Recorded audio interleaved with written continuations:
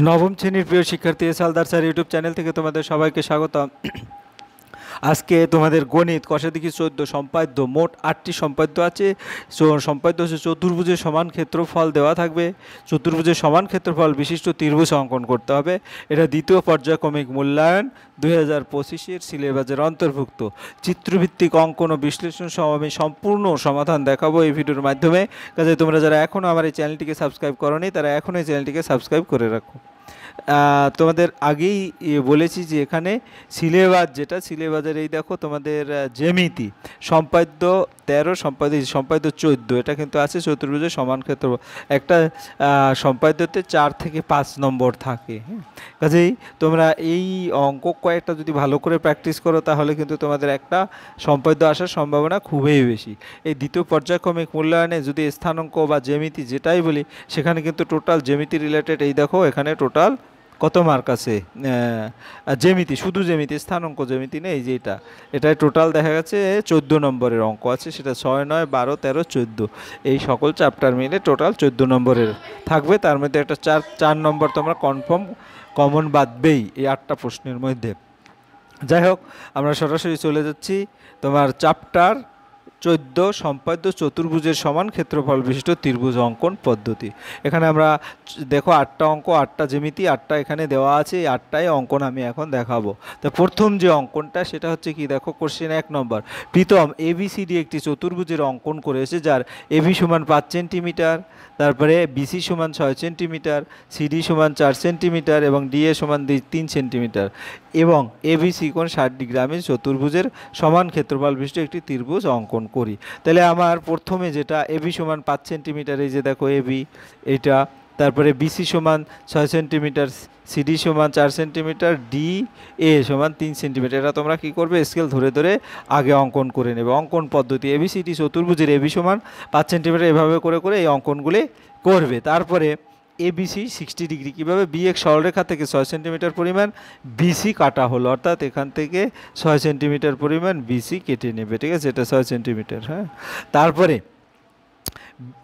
B বিন্দুতে 60 degree কোণ, এই যে এটা 60 ডিগ্রি কোণ, এখানে 60 ডিগ্রি কোণ অঙ্কন করবে। 60 ডিগ্রি কোণ অঙ্কন প্রক্রিয়া তো জানো, এখানে চাপ বসিয়ে এভাবে, হ্যাঁ, এই যে এরকম করে এরকম একটা চাপ দেবে, আবার এখানে কম্পাস বসিয়ে এরকম একটা চাপ দেবে, সেটা 60 ডিগ্রি হবে।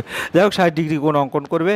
তারপরে অঙ্কন করে 5 সেন্টিমিটার পরিমাণ বিএ অংশ, অর্থাৎ এখান থেকে এই পর্যন্ত বিএ অংশ কেটে নেবে 5 সেন্টিমিটার।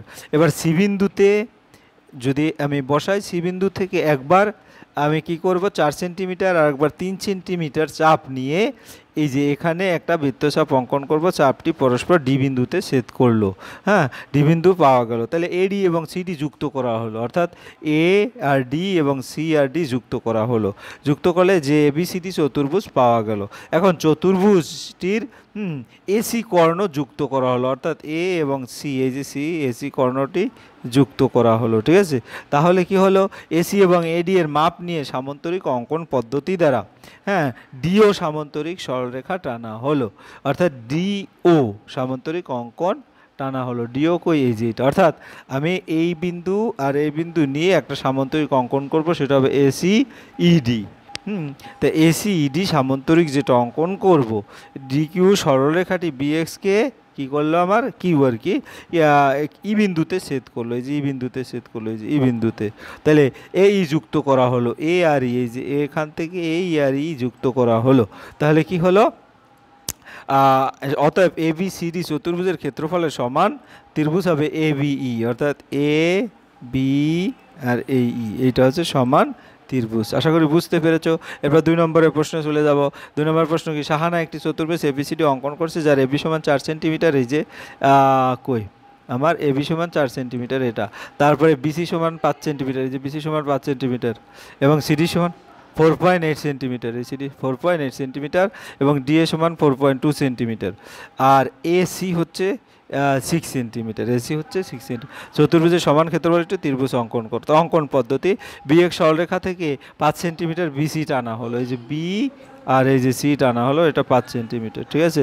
তারপরে বি বিন্দু থেকে 4 সেন্টিমিটার চাপ নিয়ে, এখান থেকে 4 সেন্টিমিটার চাপ নিয়ে, 4 সেন্টিমিটার চাপ নিয়ে এবং সি বিন্দু থেকে 6 সেন্টিমিটার চাপ নিয়ে, এই সি বিন্দু থেকে 6 সেন্টিমিটার চাপ নিয়ে হ্যাঁ, এ বিন্দু পাওয়া গেল, এই যে এ বিন্দু পাওয়া, 6 সেন্টিমিটার চাপ নিয়ে এ বিন্দু পাওয়া গেল, অর্থাৎ একটা 4 একটা 6 এই, তা এ বিন্দু পাওয়া গেল। হ্যাঁ, তাহলে অনুরূপ এ বিন্দু থেকে 4.2 এবং সি বিন্দু থেকে 4.8 সেন্টিমিটার নিয়ে ডি বিন্দু পাওয়া গেল, অর্থাৎ এখানে থেকে একটা চাপ এরকম, আবার সি বিন্দু থেকে একটা চাপ এরকম করে ডি বিন্দু পাওয়া গেল। তাহলে এ বি সি ডি চতুর্ভুজ অঙ্কন করা হলো। এসি কর্ণ মাপ নিয়ে ডি বিন্দু থেকে সামান্তরিক এসি, যে এখান থেকে ডি বিন্দু থেকে, হ্যাঁ, আর সামান্তরিক পদ্ধতিতে এসি সমান্তরাল সরলরেখা, অর্থাৎ এটা সমান্তরাল সরলরেখা, এটা সমান্তরাল সরলরেখা, এটা অঙ্কন করা হলো, যা বি এক্সকে এই বিন্দুতে ছেদ করেছে। এই যুক্ত করা হলো, এই যে এ আর ই যদি যুক্ত করি, অতএব এ বি সি ডি চতুর্ভুজের ক্ষেত্রফল বিশিষ্ট ত্রিভুজ হলো এ বিই। এ বিই, আশা করি বুঝতে পেরেছ। এরপর আমরা 3 নম্বরের প্রশ্নে চলে যাবো। সাহানা একটি আয়তক্ষেত্র এ বি সি ডি এঁকেছে, যার এ বি সমান 4 সেন্টিমিটার, হ্যাঁ, তারপর বিসি সমান 6 সেন্টিমিটার, এই যে বিসি সমান 6 সেন্টিমিটার, এটা 4 সেন্টিমিটার, 6 সেন্টিমিটার, এবং এই এ বি সি ডি আয়তক্ষেত্রের সমান ক্ষেত্রফল বিশিষ্ট ত্রিভুজ অঙ্কন করতে হবে। এটা তো সহজ। তাহলে বি এক্স সরলরেখা থেকে 6 সেন্টিমিটার, অর্থাৎ এই যে 6 সেন্টিমিটার সমান বিসি কেটে না 6 সেন্টিমিটার মাপ নিয়ে এবং বি বিন্দুতে সমকোণ অঙ্কন করি। সমকোণ তোমরা ইতিমধ্যে জেনেছো, 4 সেন্টিমিটার মাপ নিয়ে বি এ অংশ কাটা হলো, এই যে এইটার পর সমকোণ অঙ্কন করে বি এ অংশ এখান থেকে কাটা হলো, এই যে এখান থেকে বি এ অংশ কাটা হলো। এখন বি এ এর সমান করে তোমার সি বিন্দু থেকে, এই সি বিন্দু থেকে বি এর সমান করে এবং এ বিন্দুতে কত 6 সেন্টিমিটারের সমান করে, হ্যাঁ, দুটো চাপ আঁকা হলো, তারা পরস্পর ডি বিন্দুতে ছেদ করলো, ডি বিন্দু। এখন এবিসিডি আয়ত ক্ষেত্রটি অঙ্কন হলো, এবিসিডি আয়তক্ষেত্র অঙ্কন। এসি কর্ণ যুক্ত করা হলো, এসি কর্ণ। এখন এসি যে কর্ণ আছে, এই কর্ণ, হ্যাঁ, সামান্তরিক এসি এর সমান মাপ নিয়ে সামান্তরিক পদ্ধতিতে ডি বিন্দু থেকে এসি এর সমান্তরাল সরলরেখা টানা হলো, যা বিএক্স, অর্থাৎ এই সমান্তরাল সরলরেখা এখানে টানা হলো, যা বিএক্সকে এই বিন্দুতে ছেদ করে এই যুক্ত করা হলো। অর্থাৎ তিনটা প্রক্রিয়া একই, এবিসিডি আয়তক্ষেত্রের ক্ষেত্রফল, এবিই ত্রিভুজ ক্ষেত্রফল। এরপর আমরা 4 নম্বরের প্রশ্নে যাব।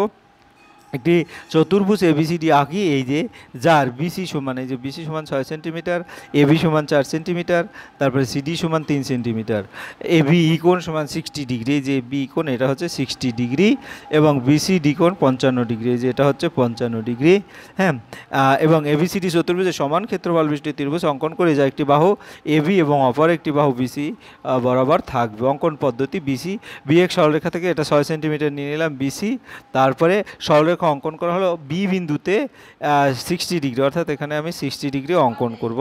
তারপরে ডি বিন্দুতে 55 ডিগ্রি, অর্থাৎ এখানে 55 ডিগ্রি অঙ্কন করব অঙ্কন প্রক্রিয়ায়।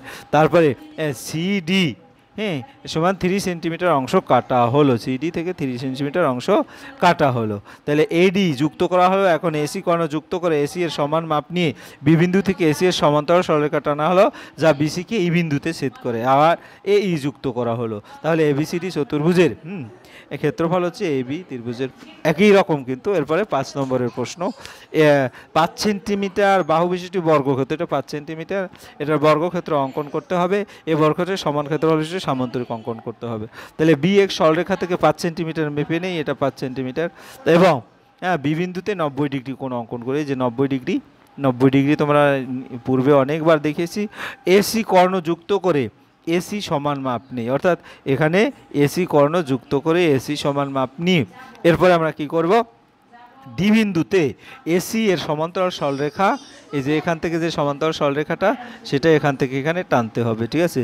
কিভাবে টানবে ভালো করে যদি দেখাই, এখান থেকে এই ডি বিন্দুতে সমান করে এখানে একটা চাপ অঙ্কন করবে, আবার এই বিসি এর সমান করে সি বিন্দুতে রেখে একটা চাপ অঙ্কন করবে, পরস্পর এই যুক্ত করা হলো বি বিন্দুর মধ্যবিন্দু লম্ব সমদ্বিখণ্ডক পদ্ধতিতে। এরপরে সমদ্বিখণ্ডিত করতে হবে, অঙ্কন করা হলো, যা হলো সি বিন্দুতে প্রদত্ত 60 ডিগ্রি কোণ, অর্থাৎ এখানে আমার সি বিন্দুতে 60 ডিগ্রি কোণ অঙ্কন করতে হবে। তাহলে সিএফ যুক্ত করা হলো, এই যে সিএফ যুক্ত করা হলো, হ্যাঁ। তারপরে সিই এর মাপ নিয়ে এফজি অংশ কাটা হলো, এই যে সি ই এর মাপ নিয়ে সি এর, এই যে সিই এটা সিই এর মাপ নিয়ে এফজি কাটা হলো, এফজি ইজি যুক্ত করা হলো। অতএব এবিসিডি বর্গক্ষেত্রের ক্ষেত্রফল, এবি ত্রিভুজ ক্ষেত্রের ক্ষেত্রফল সমান সিইজি এফ এর সামান্তরিকের ক্ষেত্রফল। এরপর তোমরা 6 নম্বর 6 সেন্টিমিটার বাহু বিশিষ্ট বর্গক্ষেত্র অঙ্কন করে এবং এই বর্গক্ষেত্রের সমান ক্ষেত্রফল বিশিষ্ট ত্রিভুজ অঙ্কন করি। এবার উল্টাটা, যে বিএক্স সরলরেখা থেকে 6 সেন্টিমিটার মাপ নিয়ে এই যে এই 6 সেন্টিমিটার বিসি এবং বি বিন্দু বিন্দুতে 90 ডিগ্রি কোণ অঙ্কন করা হলো। তারপরে এবিসিডি বর্গক্ষেত্র আঁকা হলো, এসি কর্ণ যুক্ত করা হলো, এই যে এ আর সি কর্ণ যুক্ত করা হলো। তারপরে ডি বিন্দুতে এসি এর সমান্তরাল সরলরেখা টানা হলো যা বিএক্সকে এই বিন্দুতে ছেদ করে, এই যে এই বিন্দুতে ছেদ করলো, একই প্রক্রিয়া। অতএব এবিসিডি বর্গক্ষেত্রের ক্ষেত্রফল এবি ত্রিভুজক্ষেত্রের ক্ষেত্রফলের সমান। এরপরে একটি চতুর্ভুজ এবিসিডি আঁকি যার এবি বাহুর উপর এডি এবং বিসি লম্ব এবং এবি 5 সেন্টিমিটার, এডি 7 সেন্টিমিটার এবং বিসি 4 সেন্টিমিটার। চতুর্ভুজের সমান ক্ষেত্রফল বিশিষ্ট ত্রিভুজ অঙ্কন কর যার একটি কোণ 30 ডিগ্রি। এভাবে তোমরা দেখে সুন্দর করে একে নিবে। এরপর 8 নম্বরটাও যদি এই 7 এবং 8 পরীক্ষায় না আসেই না প্রায়, তারপরেও তোমরা দেখে দেখে সুন্দর করে এঁকে নেবে। যাই হোক, এই হচ্ছে তোমাদের টোটাল 8টি যে সম্পাদ্য। তোমরা যদি ভালো করে দেখে দেখে খাতা কলম পেন্সিল নিয়ে বসো তাহলে আশা করি সম্পাদ্যগুলোকে ভালো করে শিখতে পারবে। ভিডিওটি দেখার জন্য তোমাদের অসংখ্য ধন্যবাদ। ভিডিওটি ভালো লাগলে লাইক কমেন্ট শেয়ার করতে ভুলো না। আজ এ পর্যন্ত, ধন্যবাদ।